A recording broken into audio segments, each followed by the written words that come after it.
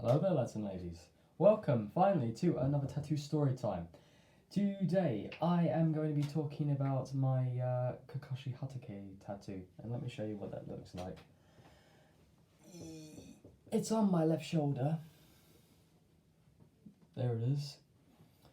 As you can see, it's of the well-known anime character Kakashi Hatake. He's in his Anbu Black Ops attire, and I've had some black and grey splash marks over here. What I'm going to do later on is I've got a whole tattoo idea to basically completely shade up my arm. So on my right arm I'm going to do some clouds basically, but in blue. And on this one I'm going to do some red clouds, so kind of like the Akatsuki symbol, if you know what I mean, but excuse me, a little bit more in Japanese style, basically like Japanese style clouds. So it kind of sticks with it of the whole Japanese style, but it also kind of like blends in well with the whole Akatsuki cloud look in a certain sense. But on this side it's going to be blue, and on my bicep I'm going to add something else there, which will be a correlation to the other tattoo that I'll be having on my bicep. So I'll basically be having three tattoos, one on my forearm, which will basically be a full coverage of a sleeve, and then later on I'll work up to my shoulder, and then later on I'm going to do the same with my shoulder and then work it down towards my sleeve basically. So Kakashi Hatake. Now, I got into anime when I was about, I'd say about 14, 15, something like that. And one of the first animes that I watched was Dragon Ball Z. Everybody, like, I feel like every Westerner has, watched Dragon Ball Z in one way, shape, or form. It wasn't like the be all and end all animes. It was kind of anime that kind of got me into manga, really, because with manga it's kind of goes on the story a little bit more. Books are always better because they tell more of the story. If you want a good story, just read the book and then watch the film later, really, because the film is just an adaptation basically at the end of the day, whereas the book is where the all the gritty details are in there basically. And when I came across Naruto, like, because there are two separate series. There's the first one where they're young, where Naruto, Sakura, and Sasuke are young, like say about maybe 11, 12, something like that. And then the next series is Shippuden. When I first watched Naruto, I got really interested in their teacher because he was like this no nonsense. If they won't learn, then that's it. I'm just going to throw them to the curb. I liked his attitude because the way he taught his students was how he was taught basically by, Minato in a certain sense.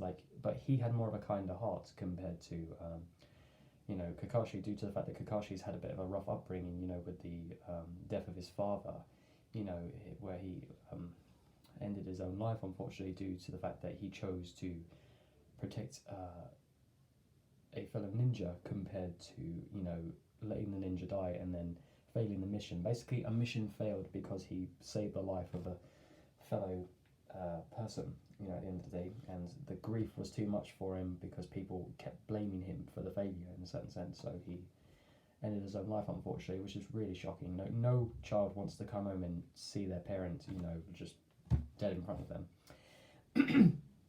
And his relationship with his teammates of Rin and Obito were very interesting because Obito obviously was in love with Rin, basically, and some unfortunate things happen. If you haven't watched the series, then get off of this video, go watch it. It's pretty good. It's damn good. It's a very long series. It's got well over 400 episodes. Very good, Shippuden. Anyway, sorry, I've got a bit of a cold coming on. I think it's due to the flu jab I just had. Really, I'm probably getting some side effects from it. Excuse me. So, the relationship with Obito and Kakashi is quite a unique one because Obito was meant to have believed to have been killed after a boulder fell on him, and as a gift, Obito gave him his recently awakened Sharingan in his eye. That's why Kakashi has the Sharingan in his left eye, I believe. It's either his left or his right. I think it's his left. It might be his right.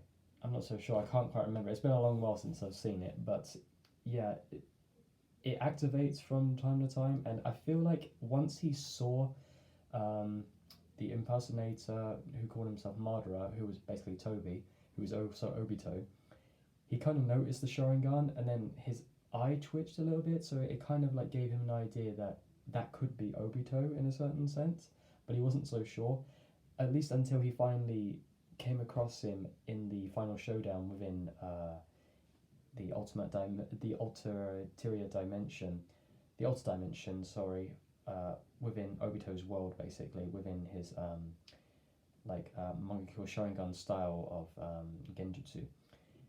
They fought each other. It was a brilliant episode. I think it was episode 390 or 303. I can't remember. I'm gonna have to look it up. But it is such a good episode. Like, they really put out all of the animation stops on making that fight choreography so fluid and so ever flowing. Like, there's this one moment where Kakashi kind of like lights his Chidori up, but then sends it through the kunai, and it like travels through the ground towards Obito, and it's just such a beautiful scene. And then there's another bit where this is a technique that I'd like to do when I was doing knife training with a couple of my teachers and my students.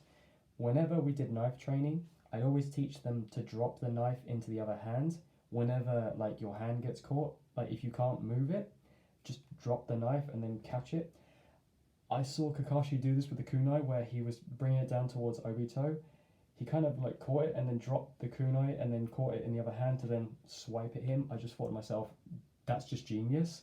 That's brilliant how they actually brought like real life close quarters fighting into it, basically. I mean, it's the basic stuff, you know, of like knife defense, knife offensive stuff.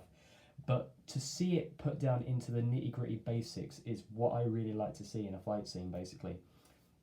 And then there's this beautiful little flashback where Kakashi and Obito are basically talking to one another. They're fighting one another in like a sparring session. And, Minato is also there along with Rin. And Minato then says to Obito, who lost the duel with Kakashi, to shake his hand, basically. You always shake your hand at the end of a duel, basically. It's just a sign of showing respect as a manners and a ninja, basically. As Obito goes to shake his hand, the future version of Obito kind of grabs the younger version of himself, pulls him back, and then a piece of, I don't know what it's made of, it's probably a type of steel or obsidian, comes out of his wrist as he's about to like charge into Kakashi, like into the younger version of Kakashi, and then it kind of like flash forwards back into Kakashi coming in with his Chidori, basically. A beautiful scene, absolutely gorgeous scene, and a gorgeous fight scene that kind of mirrors their past selves, basically. I feel like the fight would have gone a little bit differently if Obito was the only one to have a Sharingan, compared to Kakashi, who has had time to like practice the Sharingan. I feel like it's due to his talent as a very good, very well diverse ninja that he's able to handle the Sharingan so well, even though he's not an Uchiha. Because Uchihas are obviously born with it, so they kind of know how to better understand it and better... it's basically ingrained in them. Whereas Kakashi had to learn like the technique of the Sharingan and not to overdo himself with it. Because the Sharingan is... like, if it was the Amaterasu, like if you use the Amaterasu too much, your eye would start to bleed, and then you would go blind. Your vision would go blurry. It was like in a scene where it showed off how blind Itachi was when he fought Sasuke. Due to the fact that he was so blind, it was quite surprising how Itachi was able to just like hold his own. And not even hold his own, he was basically playing with Sasuke. Like, he wasn't going full force. And it was only until he brought his Susanoo out that finally we knew how strong Itachi really was compared to Sasuke. So it just shows that Sasuke was just a puppet, really, for Orochimaru at the end of the day. It was just such a shame, really, to see how flip-floppy Sasuke's story was when it came to getting revenge on his brother, and then joining the Akatsuki, and then meeting the friends who he had today, like Jugo, Karin, and Suigetsu, along with trying to capture Killer Bee and all that. It was just interesting how very versatile his story was, how it was very flip-floppy from time to time. And then there was that one episode where he just thought he had to kill everyone, like, within the Leaf Village at one point. And then he went on to say that he become Hokage. It was just like, what? What are you on, Sasuke? What are you talking about? At least with Naruto, he was very consistent with what he was doing. You know, he was. It was a lesson that Itachi basically told Naruto, to the fact that, you know, for you to become Hokage, you have to be accepted as Hokage at the end of the day. You can't just will away the fact that, you know, you want to be Hokage and that's going to happen. You have to have the people accept you, you know, which is a very odd lesson in, you know, politics, due to the fact that Britain's politics and America's politics don't follow the same path, really, as, you know, this fictional world of Naruto, because I feel like if that was the case, we'd probably have better leaders, really, because, you know, the amount of prime ministers we've had in the past, like, 2 years, it's really not a good political standpoint, really, to have prime ministers, like, come and go out of, like, every 2 or 3 years, basically. It's the same with America, you know, like, who really voted Donald Trump and Biden in? You know, who voted them in? Biden was sworn in just because they wanted to get rid of Trump, and now they've realised their mistake. They think, we've got another 4 years of this crap, so yippee. You don't do yourselves any favours, and we don't do ourselves any favours. We don't really choose who we have to lead us, really. But then I found it quite sweet when Kakashi became the Hokage. I think he was the 7th. Even though Danzo was the 7th Hokage, they never officially made him, like, he, as I always say, if you didn't make it to the ceremony as Hokage, you are not Hokage. So to me, Kakashi is the 7th Hokage, not the 8th, and Naruto is certainly not the 9th. Kakashi is the 7th, basically, and he was a good Hokage, you know, especially during Naruto, the last film. That I love that film, by the way. I love the slow romance of Naruto and Hinata. Honestly, I can't think of a better ship than Naruto and Hinata, because Hinata is like the perfect level of balance, but she is the embodiment of femininity, that it doesn't like scream over feminization, if you know what I mean. Men love a woman who is shy, motherly, beautiful, sweet, intelligent, but also is willing to never back down, never give up, but in their own unique way, not shout about it. They're meant to be humble about it. They're meant to be, you know, they carry themselves with such pride that they don't have to shout about it, you know what I mean? Like, a lion doesn't roar because it's a lion. It roars because, you know, that's part of its being. You know, it doesn't have to say it's a lion at the end of the day. And that's what Hinata is for Naruto. Hinata is basically there to kind of keep Naruto humble, but not feed his ego in a certain sense. Even though let me try and explain this. There's this scene where she kind of is like knitting this scarf because it got destroyed when she was about to gift it to Naruto. She's still knitting the scarf because it's a dedication of her love to Naruto, basically. And the creator of Naruto, bless him, he actually wanted to add the scarf scene in there because it's something that went on with him and his partner, basically. You know, he wanted to add that little lovely moment of the scarf basically being received and given from him to his partner, or her to him, basically. So I found that quite a sweet bit, even though you know, the creator of Naruto is not technically a romantic, as he likes to say. I think that's quite a sweet romantic gesture, really, to throw that into his work, basically. So the point of him basically receiving the scarf from Hinata after he kind of confesses to her, and then she can't actually accept his confession because she has to save her sister, and she didn't want Naruto like in harm's way at that point, you know? Like, you have to love someone so much to let them go, especially when it comes to like protecting them in a certain sense. And I think Naruto didn't understand that at first because he doesn't really know what true love is, really, you know? Love's not always, you know, butterflies and daisies. It's gritty sometimes. It's very horrible, you know.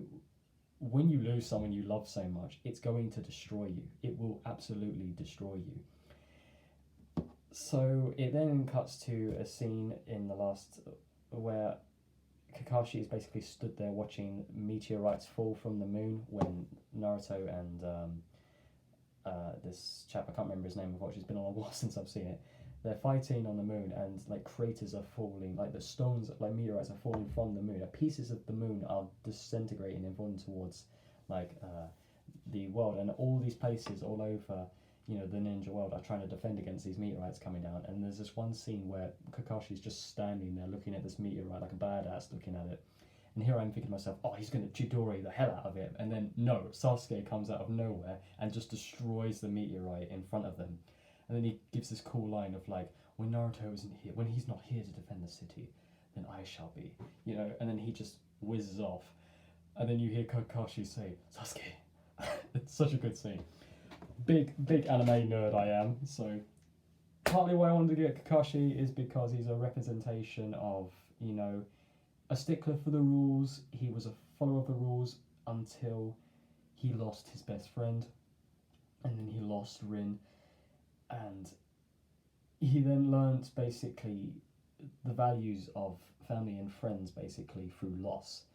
And I'm always an advocate for, you know, bettering yourself through loss basically, and that's why I kind of like latched on to the character of Kakashi, because, you know, where Obito kind of left himself and forgot himself through dismay and you know, through how he lost himself through his depression, and the fact that this character kind of this other person latched himself onto him, it was like he wasn't himself anymore basically. So he basically lost himself to depravity and depression, where Kakashi bettered himself through it.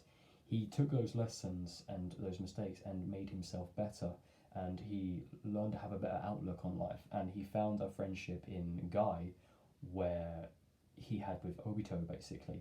I mean, yes, it wasn't always sunshine and rainbows with Obito, but at least with Obito he kind of knew the basis of what friendship was basically, along with losing Rin. You know, he then fell in that same type of depravity when he lost Rin, but Guy was then there to kind of keep his mind active, to keep challenging Kakashi, because Guy was mostly challenging himself by thinking to himself, if I can beat someone as talented as Kakashi, then that makes me a good ninja, because Guy was not good at using ninjutsu. He was mostly taijutsu, as is Rock Lee. That's why I love Rock Lee so much, because his determination is rival to no one apart from Guy Sensei basically, especially that fight when he had with Madara.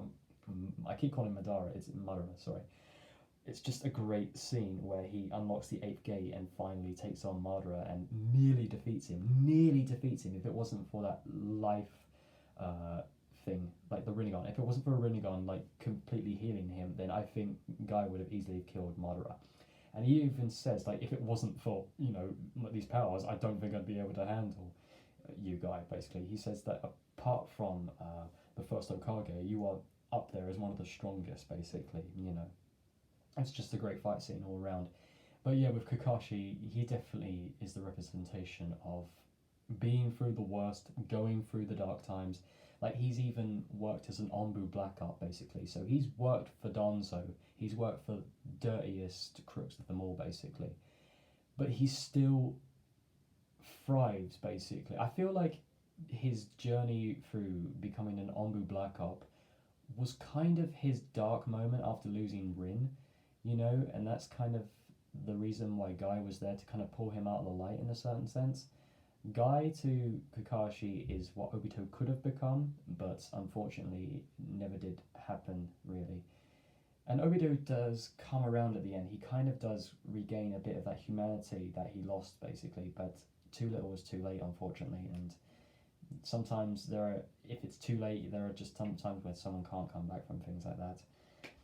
But I feel like in death, he definitely redeems himself. You know, Obito definitely redeemed himself, and Kakashi kind of definitely became a better person after, you know, everything, like after the Kaguya arc and after like becoming a Hokage, he definitely became a better individual for it. And he still helps even throughout the time of like in the Boruto saga, basically. He still helps out Naruto whenever he needs it, basically, as you know he should do, because he's his sensei, he's his teacher at the end of the day. You know, a teacher is always there to teach his student, you know, right from wrong, basically. What I like about his relationship with Naruto and Sasuke and Sakura is the fact that, you know, he's learned so much from those three students of his. You know, that's what you always get out of a teacher-student relationship, basically. you teach them something and they teach you something back. That's how the relationship works, really. I can name a couple of students of mine that have taught me a few lessons that I wish I'd learned when I was younger, basically. Like, some students of today are so resilient in the things that they do that I wish I had that resilience when I was younger, you know. I mean, of course I have resilience now because, you know, I feel like you have to go through hard times for it to make you hard as an individual, basically. You know, I've lost friends that unfortunately, in one reason or another, have not the reason to stay behind, but that's just how it is, really. So, with that, lads and ladies, I thank you ever so much for joining me on a bit of a solemn note. Sorry, guys. That was my Kakashi Hatsuke tattoo. I hope you enjoyed it. I will be talking about the tattoos going down from my shoulder, so I'll do the 2 taekwondo chaps there next time, and then I'll do the mala beads later on. That's actually a matching tattoo with my mother, and I'll be bringing her on as a guest for when I do that one. So, for that, lads and ladies, I will see you in whatever next I do around here. I thank you ever so much for joining me on another one of my little videos, and yeah, I'll see you all next time in whatever I do around here. Take care, my friends. Bye.